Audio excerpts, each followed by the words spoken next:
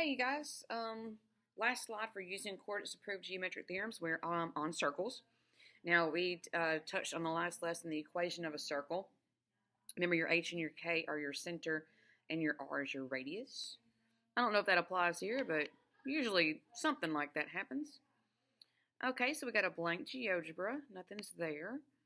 All right, so we got to mark the points A, 5, 5, and B, 7, 2. A5, 5. I'm going to use my input. I'm going to hunt that down. And B is 7, 2. Remember to hit enter afterwards for those letters to come up. All right, so there's A and there's B. Draw a circle that has point A as the center and passes through B.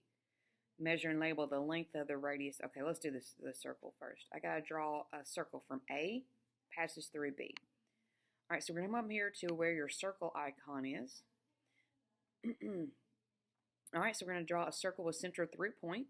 So click on the very first one. Click on A, which is what you want your center to be. Then you come back here and click on B. All right, so it passes through B. We're good to go.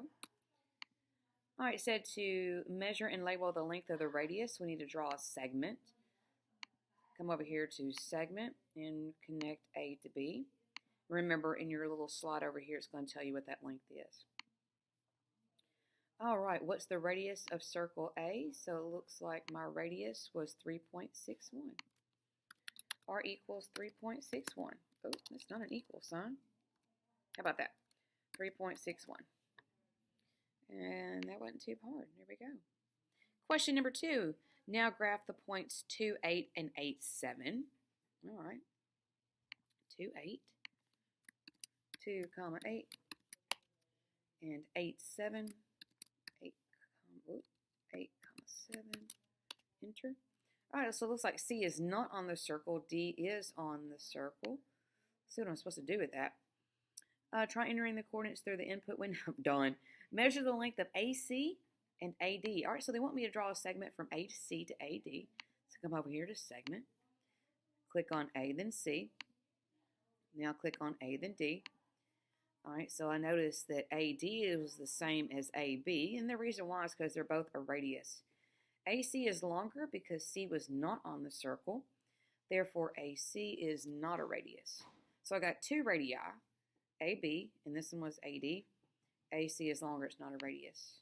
What am I supposed to do with that? Do the point C and D lie on the circle? D lies on the circle. C does not lie on the circle. How do you know? Well, I'm a visual learner. It's not hard to see that D is on the circle. But honestly, it goes right back to what my radius was.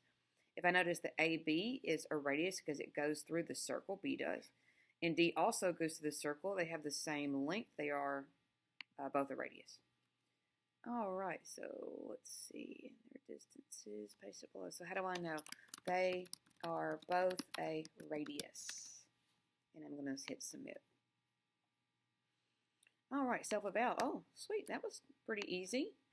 All right, so the takeaway from this is, I suppose if you recognize something being on a circle or not, no matter where the radius is, they're going to be equal to each other.